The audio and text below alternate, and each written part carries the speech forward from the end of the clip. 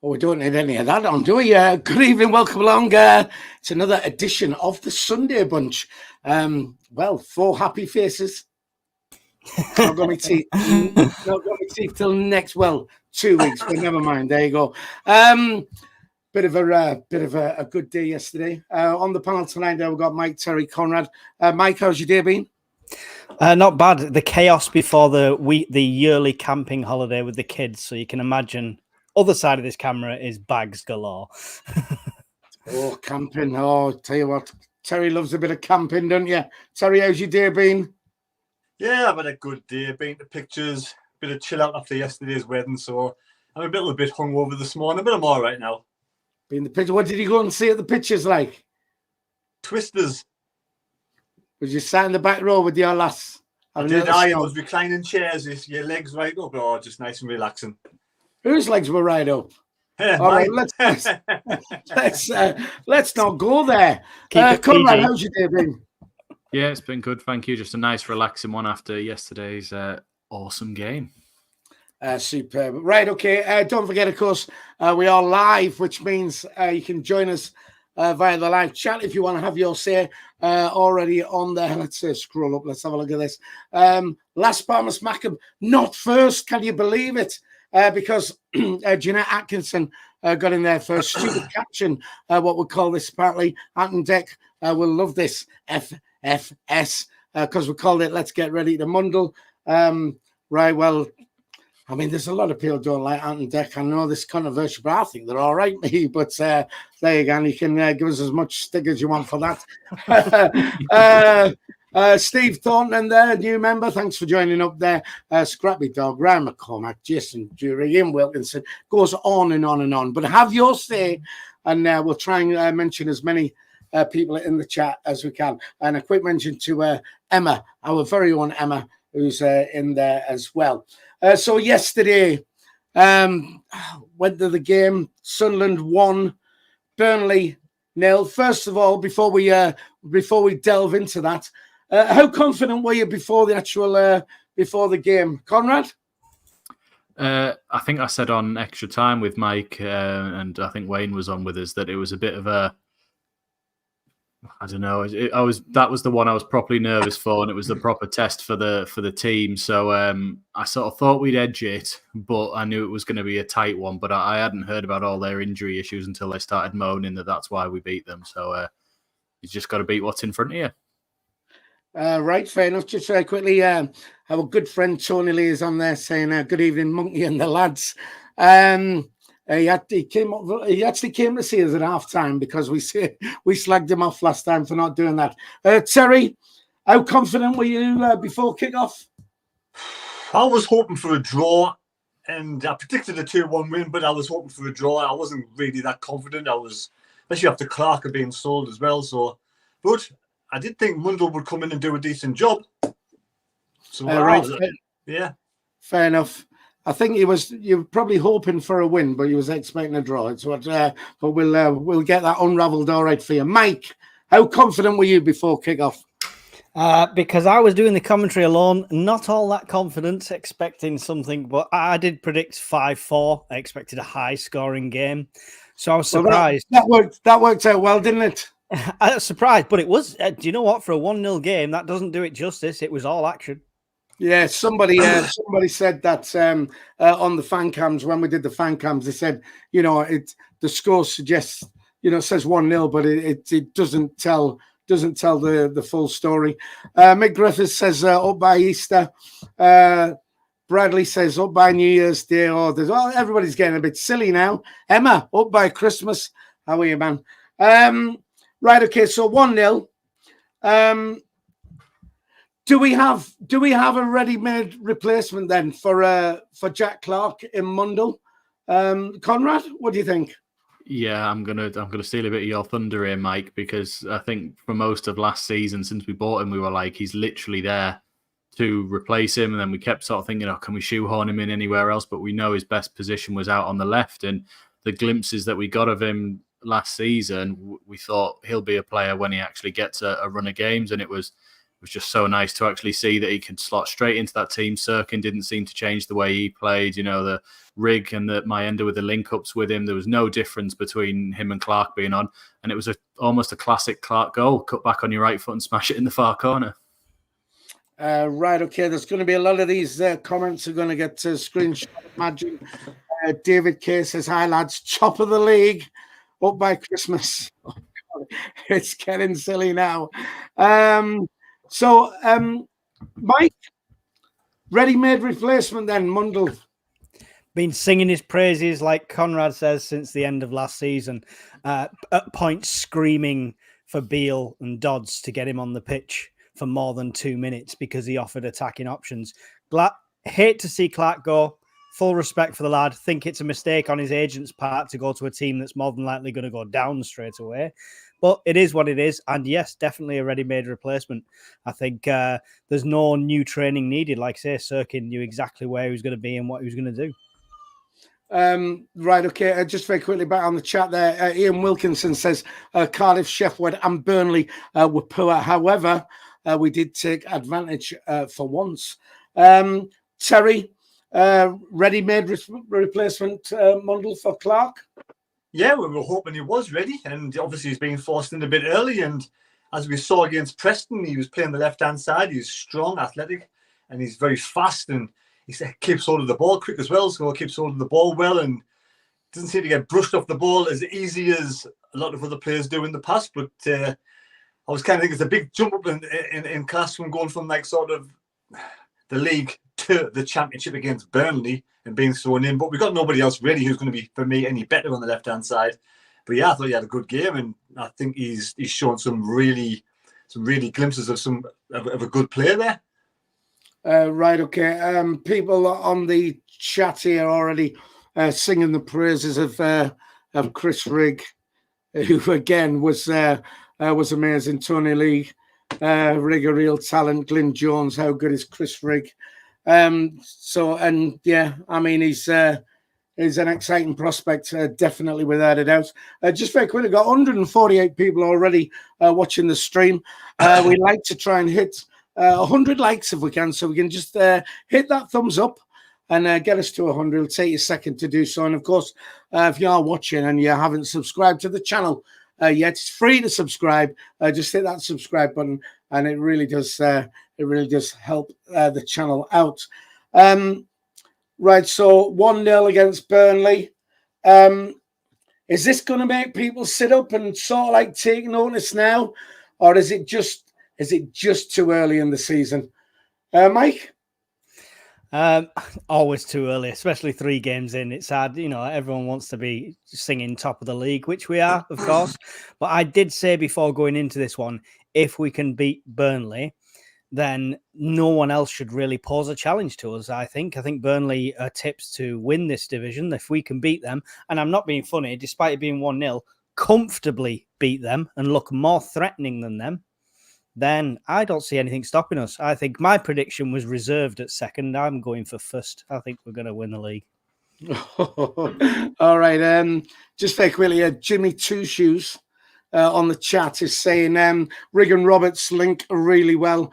Reminded him of Ahmad and Roberts when he was here. Rigg could be a future England captain.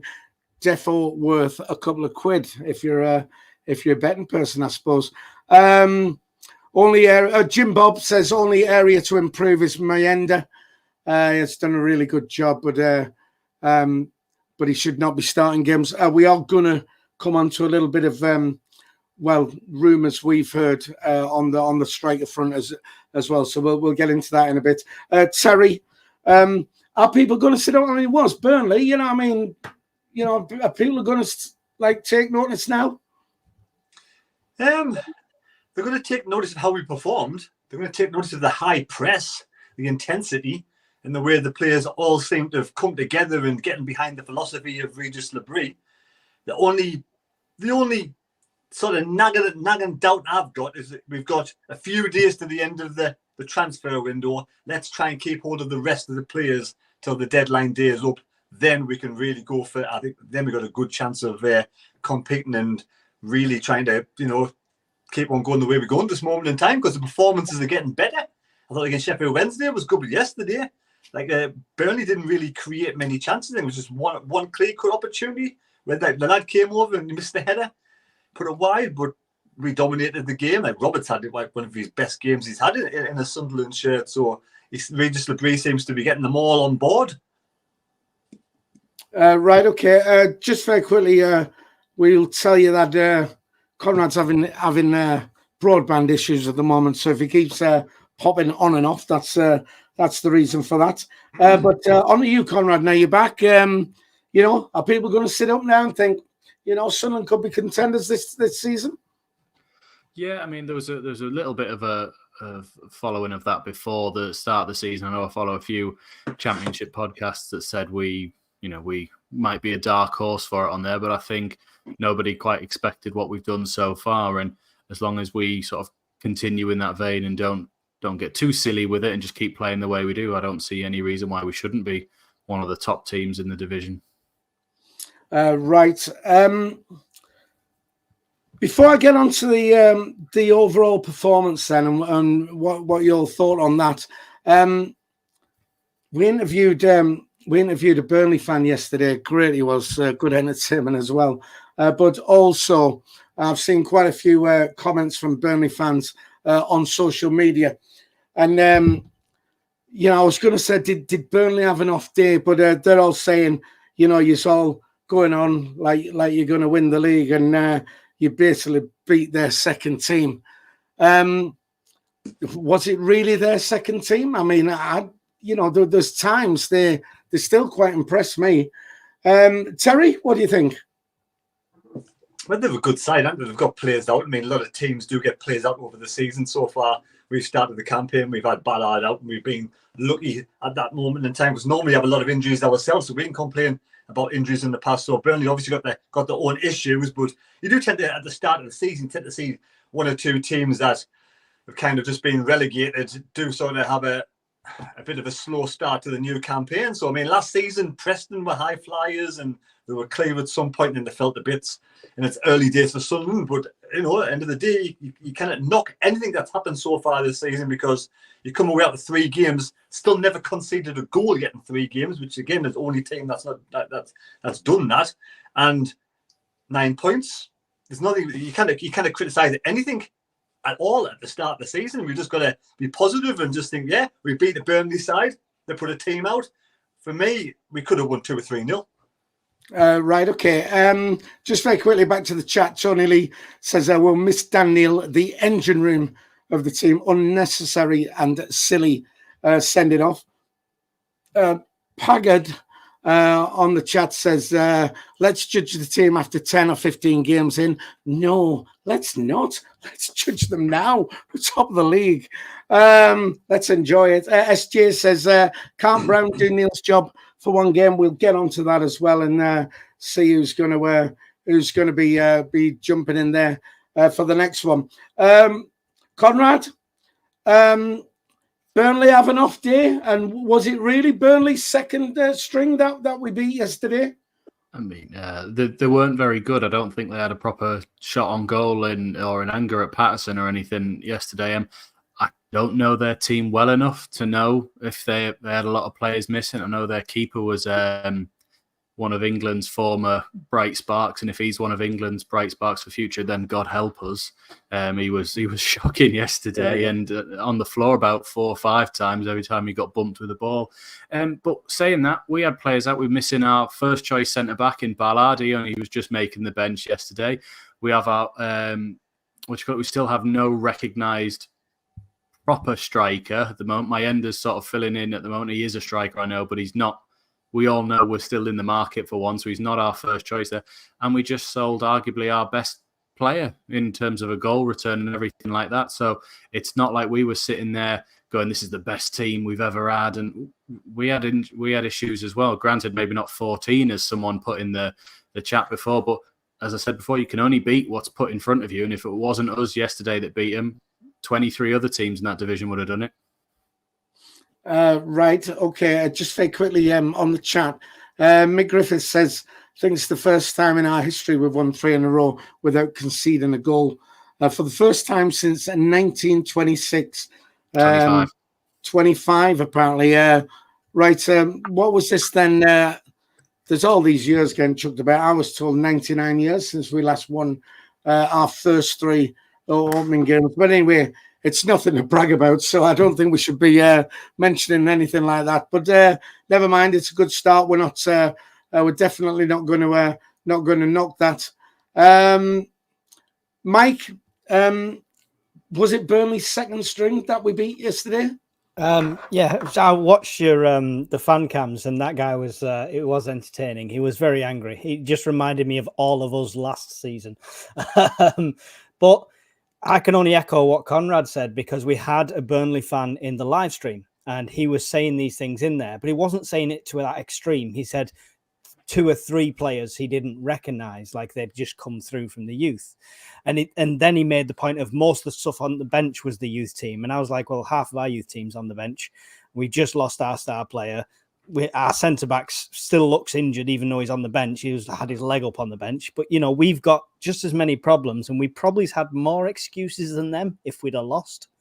At the end of the day, if they're performing 5-0 and 4-1, they should be doing that week in, week out, even with injuries. Right. Okay. I mean, they've still got.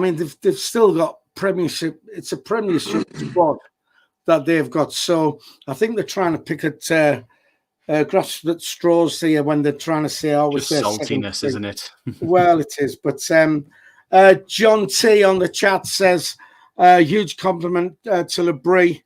Has transformed the team into a real fighting force." I think he is. You know, I think he is the key factor in all this, because you know, we just look like a completely different team when we play. They're a pleasure to watch, actually. Super Chrissy Rig on the chat. Mendy on his way in a jet by my reliable source. We are going to come on to Mendy very soon, and that's Conrad's trying to steal the thunder. Go on. No, I was just going to say that. I mean, we might be coming on to him anyway, but without the manager that we've had in these 3 games, we don't beat Cardiff. We concede and draw 1-1. We don't win yesterday's game, and it's unlikely we smash Sheffield Wednesday. We might beat them because they weren't very good, but he seems to be that sort of, like you were saying, that difference in there that's getting us across the line. Like I said in the fan cams yesterday, that when was the last time you saw, all right, we're shoring it up at the back, let's just put one centre-back on? He went, no, all of them on. And he went, we're just going to go 7 at the back, I don't care. Like he was just holding out for that. This is in the last minutes when we had 10 men, but it's just a bit like, I'm not doing things half measure. We need to win this game. And that's something we haven't had in a long time. That's great. That's Conrad there on Michael Bowers' internet, which he's borrowed just for the evening. Jackie Shields, Jack's mum's on there, was talking to some Burnley fans today who said they'd sold 4 of their best players this week and that they fielded a weakened team. And that's why we won. Ha! Excuses. The 3 points are still ours. All right, then. Overall performance then, lads. 1-0 win. We've already said it doesn't tell the full story, really. Mike, what did you think overall? Overall, we had the better attacks. We had looked more dangerous. I think with a proven striker, we're going to be unstoppable. It says everything when the AFL Team of the Week, if anybody's seen that, that's come up on Twitter. Romain Mundle and Dennis Serkin, both in the EFL Championship Team of the Week. So, yeah, the performance just, it's a credit to them, because a losing Jack Clark could have affected the dressing room and it could have affected morale. And to go out there and still press, I think there's massive Bris effect here. Yep, definitely got to agree. I mean, he, like I say, is the factor what seems to have changed everything. Terry, overall, what did you think? Exactly the same as Mike. I mean, let's face it, last season we had Dither and Dodds in charge, didn't we? And we were slow, lethargic. We passed the ball side to side, backwards. We had no clue what was going on. Different team altogether, like you said, Philly, just different altogether. The intensity is absolutely amazing. Pack mentality, everybody going for the ball, trying to win the ball back. And they're just passing the ball really well at the moment. And it's great to see. It is absolutely brilliant to see. And long may it continue. The performance, I mean, you've got Chris Rigg. Looks absolutely amazing, doesn't he, for 17-year-old? flipping superstar in the making. He almost scored early doors, and then you got Roberts took a change character last season. He was nowhere to be seen for the majority of the season. And obviously yesterday was brilliant, linking up really well. He's brought in Mundle, and everyone's under the same sort of regime. They're just all going for it and defending really well. Nice to see Serkin back injury-free, Ulisi back injury-free, both of them linking up nicely. Luke going 9. The only downside yesterday was Dan Neil obviously being sent off for 2 silly yellow cards, and it happened last season against Middlesbrough when he was captain. So some players just, I don't know, some players just can't end up being captain for whatever reason. I'm hoping Dan Neil will learn from his mistakes and grow. He's only 22 years of age, so we've got to give him the benefit of the doubt. Hopefully he'll come back stronger, learn from what he's done, and be a bit more wiser in the future. I mean, obviously we've got Alan Brown, who's been a ready-made captain before for Preston, has stepped into his shoes anyway. Right, okay. It's not like Dan Neil's been sent off before, like, I mean, Middlesbrough last year and stuff like that. So hopefully he is going to learn from it. Apparently 99 years for 4 unbeaten at the start of the season is the record. And apparently Jeff says that I can remember it. I may be old, but, you know, I mean, not quite that old. Not smelling a wee just yet. Right, okay. And Conrad, have we not come on to you with this yet? Have we? Overall performance? I mean, you was there with your mum. Yeah, it was just really, really good performance. Probably the most solid performance out of all the games. I know we were free-flowing and attacking against Sheff Wed, and we were very sort of good on the counter against Cardiff. But it just the complete performance from back to front, I thought, from every single player. We were great. Right, okay. David K saying sour grapes from Burnley. Just very quickly, we got 203 people already watching the stream, which is great. Thanks to you lot for doing that. We want to try and hit 100 likes. We're already on 76. You can just hit that thumbs up. That'll help the channel immensely. If you're watching on a mobile device and you have the live chat open, just close the live chat and you'll see the thumbs up. Just smash that. And more importantly, we're on our way to 10,000 subscribers. If you're watching tonight, you've not actually subscribed to the channel, it doesn't cost you anything to do that. It's free. Just hit the subscribe button, and that also will help us out. So, I mean, we basically said that, you know, the manager is the difference this season. Very impressed. His interview after the game, I mean, basically we spoke to Jack Dodds on the fan cams afterwards, and we're saying up until when we scored, brilliant, but sort of like not as brilliant after that. And it's good because Reggie mentioned that in his post-match interview as well. So he seems to be seeing what us fans are seeing, which is a good thing. If we'd had a striker, like a proper, you know, 15, 20 goal a season striker on there, would it definitely be more? Was it not more because we didn't have an out, like, you know, proper striker, Conrad? Yeah, there was a couple of times, I think, especially in the second half, where we seemed to be looking for that extra pass when we shouldn't have been. I think Mayenda once or twice was in a really good position to just turn and have a shot or go by himself and try to like lay it off back to somebody else or just not confident enough where he was to have a shot at it. Whereas you think when you're a striker, the main plus point of view is that you're greedy and you want to try and score the goals for yourself. And I think if Mayenda had turned on one and actually had a shot, it would have been better than his, I think it was an awful layoff over to Roberts back into the corner. So, yeah, I think it was just, but that's probably because he's only 19 himself and he's not sort of played that many games up front yet. But yeah, a more experienced striker would have looked to turn and shoot himself, I would have said. Yeah, I've got to agree with you on that. There was a number of occasions where you like shoot, you know, and it was, you know, I wasn't. I had 1-0, so no, I had. Yeah. But yeah, well, I'm sure we'll get onto that. I'm sure you won't let us forget that. I mean, for me, the only person yesterday who was a little bit off was probably Patterson's it's like he's kicking out, and it was a bit sloppy yesterday, I thought. But fortunately, he didn't really have that much to do. Mike, if we had an out-and-out like 20-goal a season striker, would that have definitely been a bigger score? Yeah, the amount of balls that got put across the face of goal and nobody was quite on there. We're missing somebody like a poacher, like Bent used to be, and stuff like that. So a striker that knows where to be at the right time is definitely what we're missing. Doesn't have to be someone prolific that can run through 20 people. Just needs to know how to play that position and sit on that last man. Mendy's got the pace. Mienda's got the pace. That he could turn the last man, but he still doesn't seem to quite play it right. So just experience with Mayenda, and I do still hold out hope that he'll be a permanent, like a long-term striker for Sunderland, but he needs somebody else in there to help him along the way. Right, okay. Just while I come to you, Terry.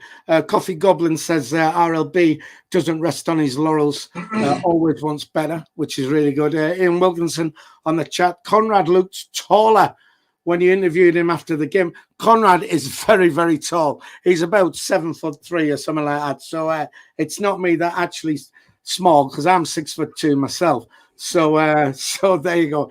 I didn't realize it's him. When you held the mic over, I just expect him to go Hodor.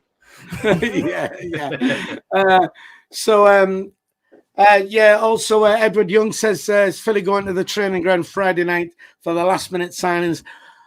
Unfortunately, no. I'm going to be at work, and I would have taken the night off to have gone down, but I'm off to Turkey on Sunday, so I can't be taking any more time off work. So, but I'm sure we'll probably do some sort of a transfer special. Terry, if we had a proven goal scorer, that would have been more, surely, would it? Yeah, possibly, yeah. But I mean, you have to give credit to Burnley as well. They did block the balls and defend the box well. That's why they're an ex-Premiership team. But like I say, Regis Labrie will sort of study that game yesterday. He'll go through it with Mienda. Mienda's a young lad, 19 years of age. He's probably got loads of improvements to come yet. So at 19, he can grow, he can learn, and hopefully become a decent striker in the future. I mean, he got in the box last week against Sheffield. Was it Sheffield Wednesday when he got in the box, went on that 6-yard line and popped the ball home from Clark's cross. So he can get in the box. It's just more experience learning when to do so, I suppose. But yeah, if we get a good strikerman like Mendy or even this William Isidor, I don't know if he's going to be, he might take over Mienda if Mienda goes a bit dry with goals over the next few games. But yeah, I mean, end of the day, if we can keep clean sheets, we're always going to score a goal, aren't we? So we're going to win. That's the main thing. And the defence looks really good. Hume, Sirkin on either side, and I think Loco 9 surprising me more. He's getting better with experience, isn't he? Right, okay. Quick shout out to Emma, our very own Emma from the channel, who actually reminds us did the camera work for us yesterday when we did the fan cams. If you have not seen the fan cams yet, of course they're on our channel. Check them out and see what the fans had to say when they came out of the ground. Right, before we wrap the Burnley game up, what about a man of the match from you then? Once again, a few contenders, I think, on there. Mike, what do you think? I know a lot of people will probably go Mundle, but it's Sirkin for me. From watching it from my perspective, just outstanding. He's if he can stay fit all season, what an asset. So Sirkin would get man of the match for me all day long. Right, fair enough. Terry, for you? Yeah, there's a few candidates in there. You got Roberts, you got Rigg, you got Sirkin, but I'll give it to Mundle because he's come on yesterday under a lot of pressure, big boots to fill, and I thought he had a really good admirable first game. Right, okay. And Conrad, your man of the match? Yeah, I said Mundle in the fan cams, and I'll stick with it. I think the way he just slotted in without any, teething issues or anything, and it was just like the same team we played the last 2 games. I think I have to give it to him. Right, okay. Yeah, for me, like I said, there was a few contenders. No real down. I mean, Patterson, like I said, Joe was a little bit off yesterday, I thought, as well. After he's been playing quite well, but other than that, definitely for me, Patrick Roberts. Terry? Yeah, I mean, you've got to give Mundle credit for that goal. That was some finish with some power, mind. The keeper never had a chance of saving that. Yeah, as with his his goal from outside the area against Chef Wed took it well. Excellent goal. But Patrick Roberts, I thought, was absolutely superb. But there's so many, like I said, Rig, Mundle, people circling. Definitely, these people could have been up there. Man of the match coming in already on the chat. Emma says Roberts. John T says Roberts. Rig for the Coffee Goblin. There, Rigger Roberts, Glyn Jones. Rig for 17 going to be mint. That's from Jeff. And Mick says Mundle took his goal very well, like you're saying there. So yeah, like we said, definitely a lot of options there. We have 109 likes at the moment. Now we only normally ask for 100, so you can stop liking. No, you can't stop liking. Let's go for 200. We've got 236 people already on the chat. Just smash the thumbs up. Give us a like down there. And don't forget, if you're not subscribed to the channel yet, do that. It's free to subscribe. A couple of things I want to get onto. But first of all, rumours, transfer rumours. Now, our fairly reliable source, who we've stolen from Terry, who is SFC Tom, is adamant this week, tells us that the Mendy deal is not off. It is still going through. So that's what we've been told, and he's been pretty good with this information he's got to us. Apparently, Sunderland were definitely waiting for a player to go out of the door, and now that Clark's gone, that does put the Mendy deal through. Now, I had noticed a little bit earlier in our chat, Super Chrissy Rig is spouting the same sort of thing, even to the point where, and we've not heard this, but he's saying it's 3 million plus Abdullah going the other way. Again, it's all speculation, but what we've heard from our man, who's normally pretty good, apparently Mendy is on his way, and the deal is definitely not dead in the water. And a little sideline to that as well, he does say that Trey Hume is about to sign a new contract as well. So we're just passing this information on to yourselves. Like we say, fairly good source, Tom is, for us.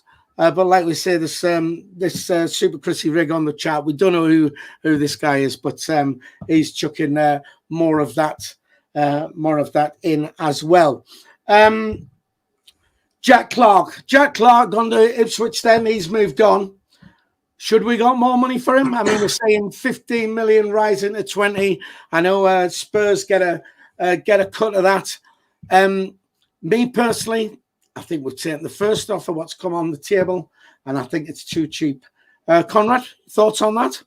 Yeah, I think I saw. I think I saw somewhere where it said it might have been 18 initial, but I just think when some of the other players that have gone, you look at like Somerville, you look at Alex Scott over the previous years, and you're sitting there going, Clark's equally as good as these, if not better with his goal contributions, and why have we taken a lesser fee? I did hear somewhere that we've got a sell-on percentage again from Ipswich, so I don't know if that's part of the reason why they sort of brought it back down a bit, but it feels cheap for what he's worth. But I'm wondering if there's some sort of plans in mind to sort of go, well, hang on, we'll take a few million less here because we know we can get this in and get someone else over the line.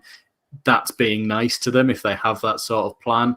I think it's like you said, I think they've probably just gone, actually, we'll take that and we'll run, because it's the first time, apart from Stewart, we've taken the big money in from somebody.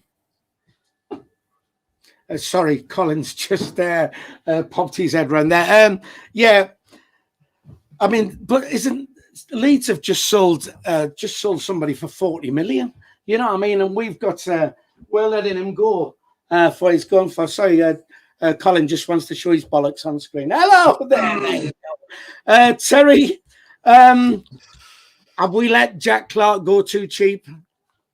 Well, there's two ways of looking at it. I mean, I originally was disappointed he went the first sort of offer, and I think it is cheap for me. I think 25 million would be more like what I think would be expected for Jack Clark. But if this whole Mendy situation is to do with a bit more money, and we're desperate to get a striker in, after taking this 15 million so they can get this over the line before the deadline day comes up and finishes. So if we get Mendy in the next couple of days, then you think, fair enough, I get it. We get a couple of players in before the deadline day finishes. We get maybe another defender in or right back along with Mendy, and they spend all the money they brought in. Then I can see the reason why they've done it, to improve the whole squad. Because I think we've got a good 14, 15 players in our squad, and I think we started to get a bit weak. So I think we do need to bolster the squad up. And if that meant get rid of Jack Clark and bring another 3 players in, then that for me does its justice. But I'm disappointed because I like Jack Clark. I think he's a great asset to the team. I'm just hoping Mundle can do exactly the same. We've got Pervader as well, and this new lad called Bris and Isidor. So let's see whether he'd be a big miss, Jack Clark. He will be a miss because he's got plenty of goals to get loads of assists, but we need someone to do exactly the same, or the rest of the team to start putting input with goals as well. Right, okay. I mean, it just shows, I mean, the model we have, buy players in cheap, which with Jack Clark, develop them into a fantastic player, which he is, and sell him on at a profit. I'd be very surprised if Sunderland haven't got a sell-on clause in that deal with Ipswich. It would be foolish not to do that. Conrad, have we done you on this? Yeah, it's Mike you've missed. Right, sorry, Mike. Has he gone too cheap? On the surface, you'd say yeah. I think the interest that he was getting from Premier League clubs kind of died down a bit, didn't it? When obviously the type of end of season we had. So there's no bidding war going on. I think his agent's done him dirty more than anything else, because I think he's joined a team that's destined to go straight back down no matter how much they spend. And then they're going to be in financial trouble after that as well. So I don't know what the future holds for him. I do wish him the best of luck. If it's got a sell-on clause extra for us, bonus. But I think Terry's going to be very angry because I don't reckon we'll invest the money. We've seen it disappear before into the ether with Stewart. So I'm not optimistic that we're going to see any of this money spent on the squad. That's the only. Do you think we're not getting a strike with him?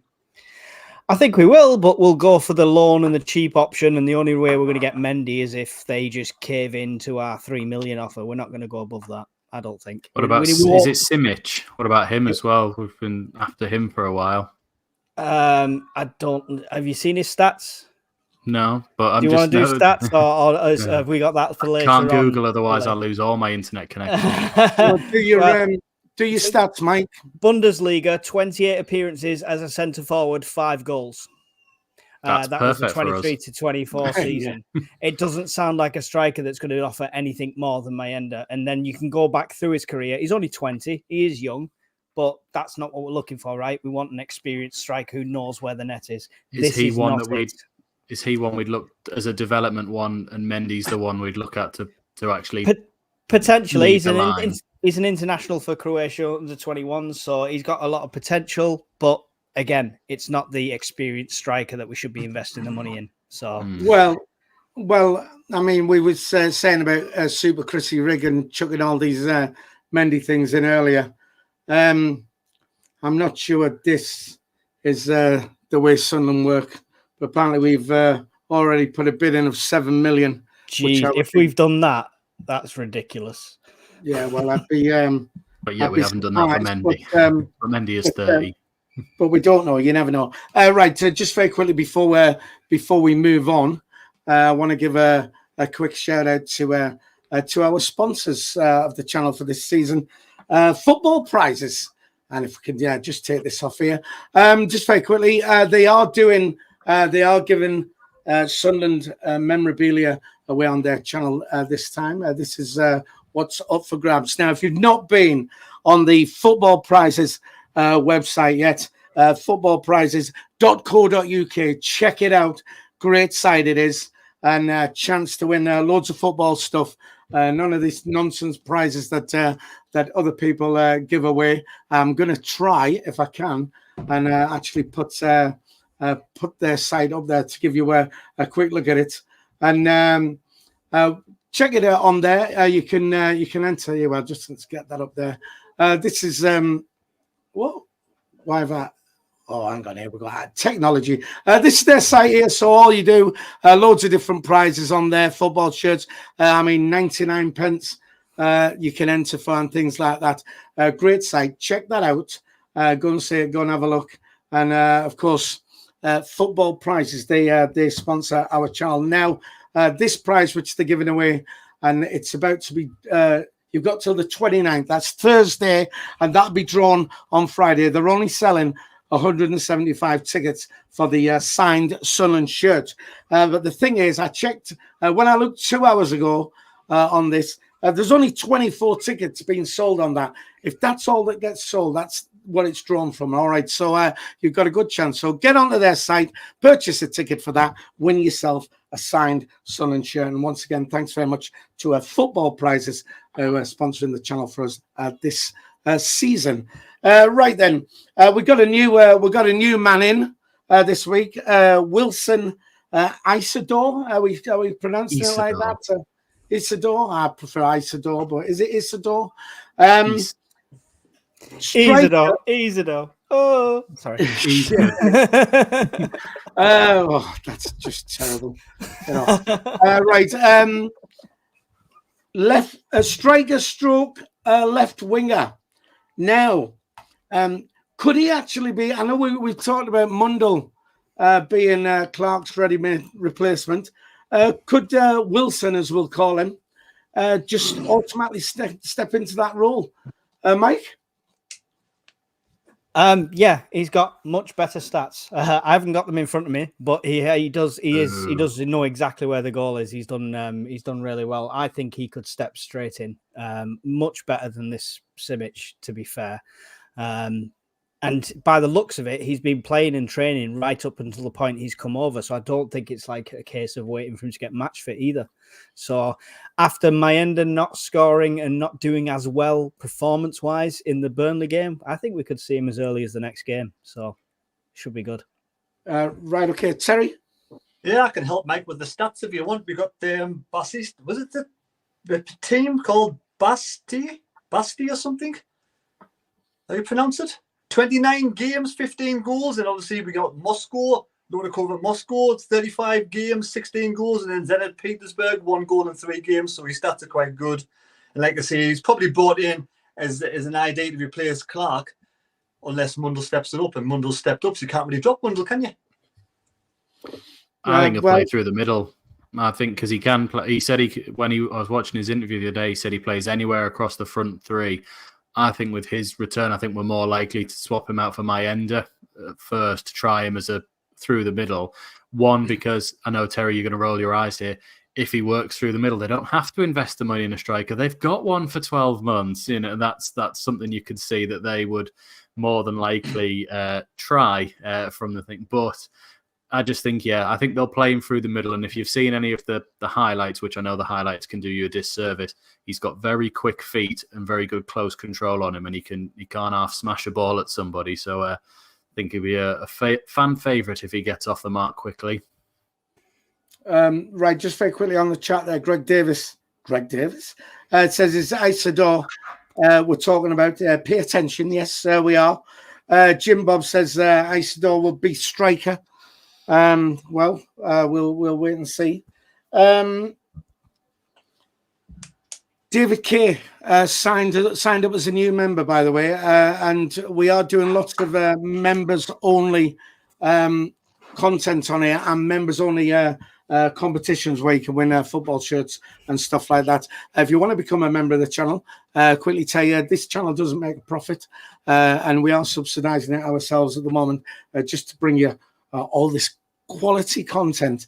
So it's less than 50 pence a week if you'd like to become a member. It does support the channel and it really does help us out. There's a link in the description if you want to do that, like I said, and it's less than 50 pence a week, and it really does help us out, and very much appreciated with that.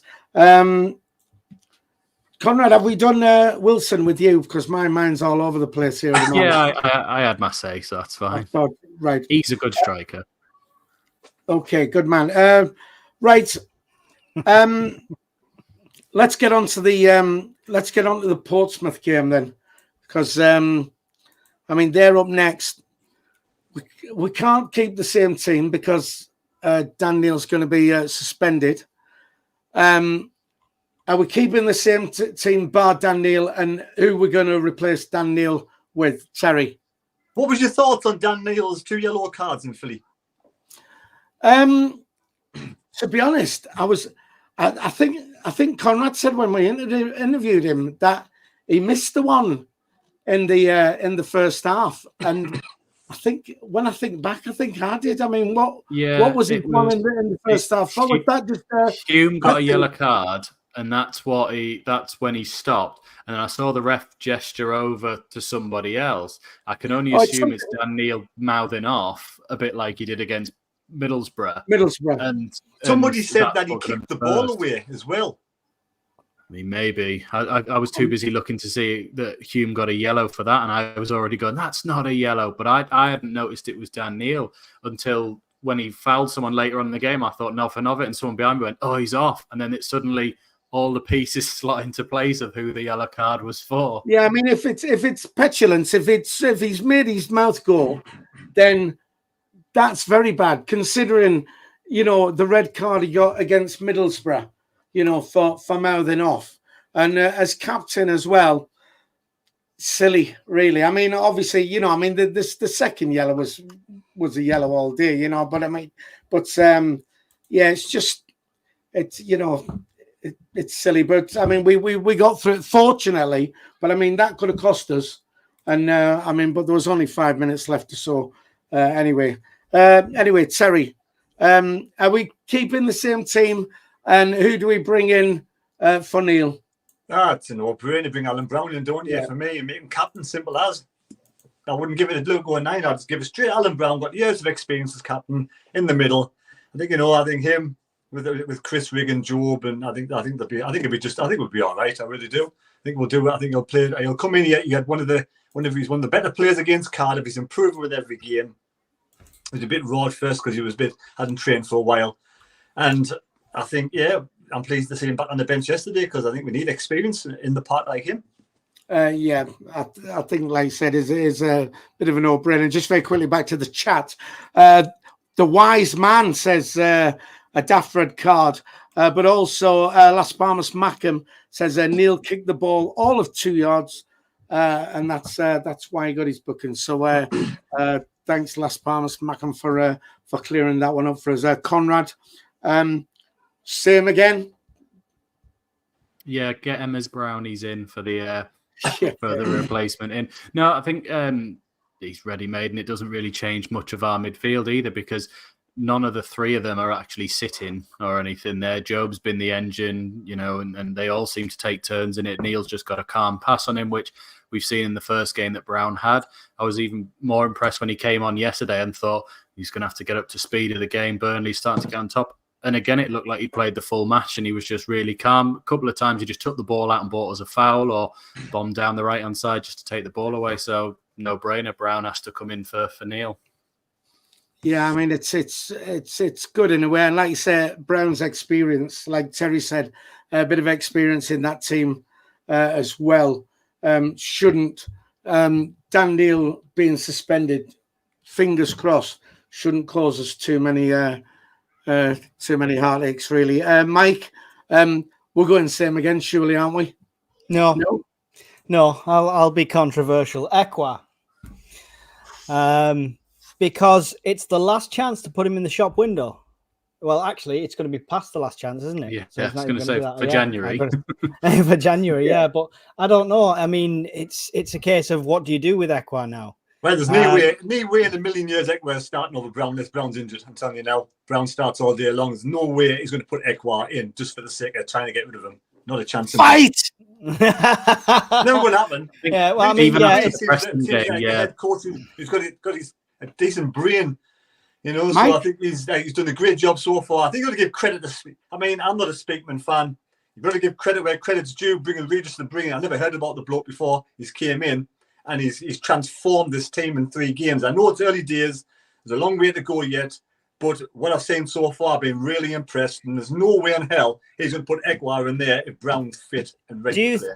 Terry, we mentioned a lot of times last season about like how much Speakman has say in like because Burstow was still getting games and stuff like that. Do you reckon he's still got that kind of say in the dressing room, or do you reckon it's all Labrie now?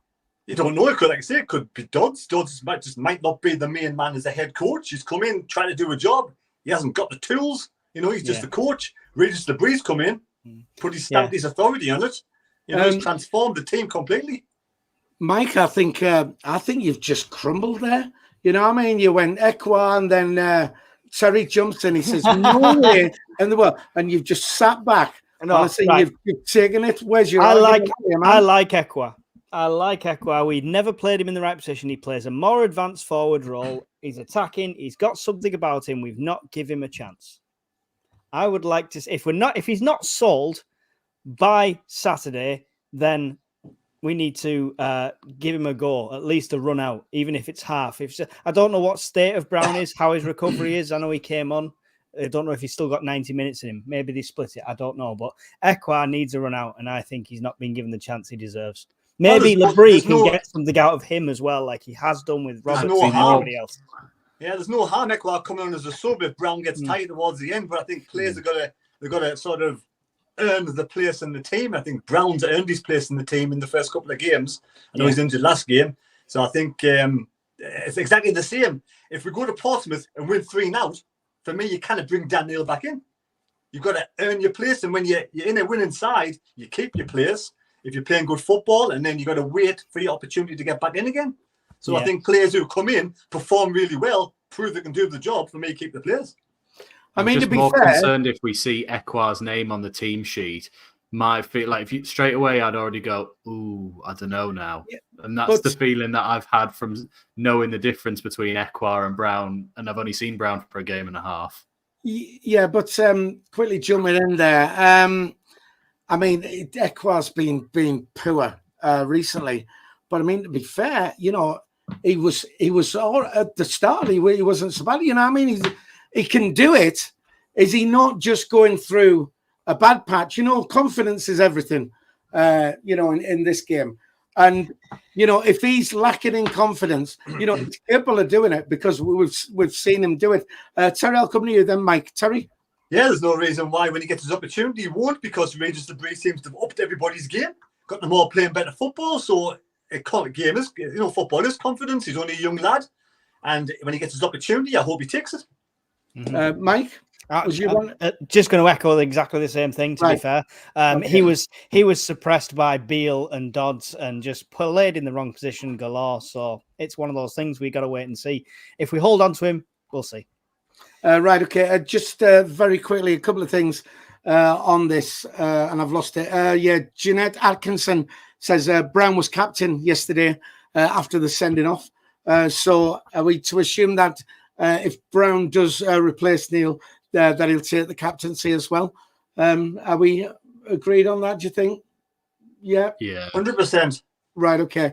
Emma on the chat down there, this will be no surprise to us and anybody that knows Emma, but she's yes, she wants her brownies. There you go. So she wants him in. Right, okay, then let's quickly get onto, well, let's do the predictions for it, because time's getting on now. So Terry, it's away to Portsmouth. Someone said on the chat as well, just very quickly, somebody hates playing Portsmouth. Do they still have that bell of a manager in charge? Who is in charge at Portsmouth? Come on, stat man. We'll leave that with you. Right, okay. Terry, Portsmouth away prediction? Yeah, I'm going to go with my heart, because I would love to see us get another clean sheet, start the season off with 4 wins and 4 clean sheets. It'd be like a dream come true. So I'm going to go, even though Portsmouth are playing, I think they're going to be a difficult team to beat down. They've been playing okay, playing all right. And I think that I'm going to go for a 2-0 win. Right, okay. Well, got you down for 2-0. Conrad, what are you thinking? Yeah, I was thinking of a 2-0. So just to be different, I'm going to say I think we lose our clean sheet. They will score because they've been quite good at scoring so far. Portsmouth surprised a lot of people, but I think we edge it out 2-1, which is unlike us to go to Fratton Park and win, but 2-1 to Sunderland. All right, that's 2-1. Mike's going to come in and tell us, first of all, who the manager of... very inexperienced manager. It's Musino. He was the that's Oxford United player up until 2023, so not much managing experience, but there you go. Who was it? Sorry, I missed the name. Musino. I want to say Machino, but it's Musino Ho. All right, okay. Mousino. Yeah. And my prediction is going to be a whopping 4-0 to Sunderland for this one. 4-0 written all over it. Our friends down at Portsmouth then. 4-0. Dear me. You're getting carried away this season. I'm going to go. Like Terry, I'd like us to keep a clean sheet. So I'm going to go 1-0. I'm going to go 1-0 to Sunderland. And whilst we're on predictions, because we're not we'll not be allowed to not show this on our little predictions league. Have you uploaded it for us? I have. It should be down there. Of course I have. Right, we do our predictions. We've got our little prediction league between us, and there you go. Sitting in second place is myself, doing quite well. So there you go. That's us. It's 5 points for a correct score, 2 points for a correct result, and 6 points I've got so far. So that's pretty good. Well done to me for doing that. All right, Conrad. I'm being shown. I don't mind. Right, okay. Couldn't wait when you got interviewed on the fan cams to go, oh, I got the 1-0. Send you a message, by the way. Right, okay. Luke, just before we do wrap this up, we've got 256 people watching the stream at the moment. Thanks to you a lot for that. Don't forget, if you can hit the thumbs up.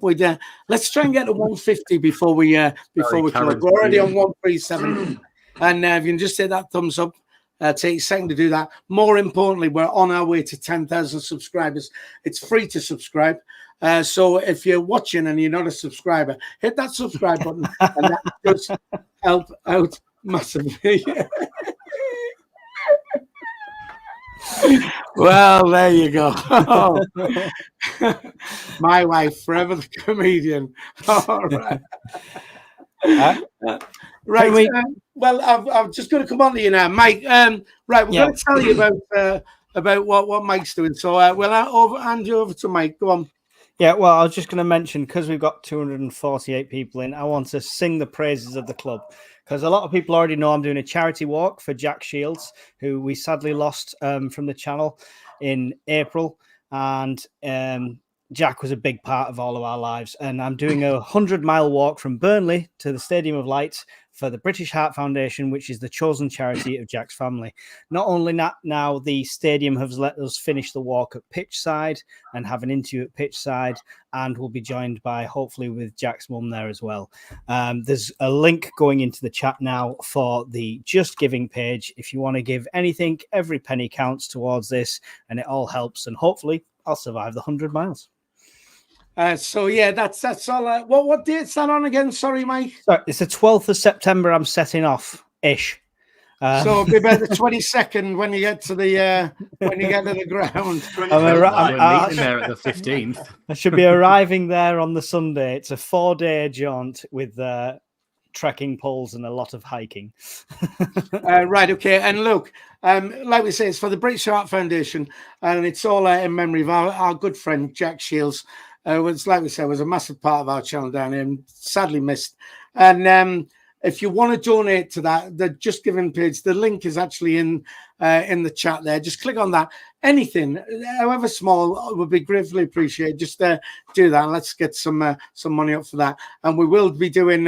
It's going to get there on the Sunday, and we will be doing the show from the Stadium of Light. So watch out for that. And I might not be as talkative as usual, just throwing that out there. well listen, it's a great cause, and it's a brilliant thing that you're doing, and you deserve a round of applause. Woo! There you go. Right, okay. Again, we've not got everything in here. but we have run out of time.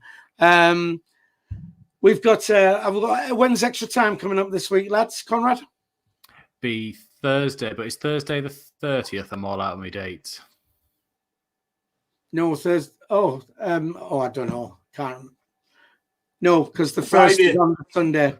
Right, so extra time will be on the Thursday. There might be a stream on the Friday as well for the transfer deadline if it looks like anything's going to happen, or I might just talk Sunderland.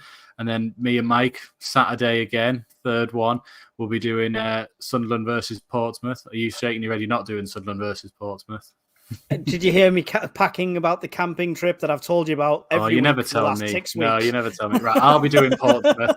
I'll be doing Portsmouth away. You don't go and watch it on Terry's channel. You want to stay and watch it on our channel instead. I'm doing well, Terry. Don't take my numbers, please. Right, so okay. So we've got extra time coming up. We've got the live stream of the Portsmouth game on Saturday. If you'll tune in for that, that just about wraps it up. Can we just say bye to everybody, Mike? Thanks, everyone. Bye, like, subscribe, become a member. It's only $1.99 a month, 50p a week. It's less than a cornetto. Get it done. You won't regret it. Conrad?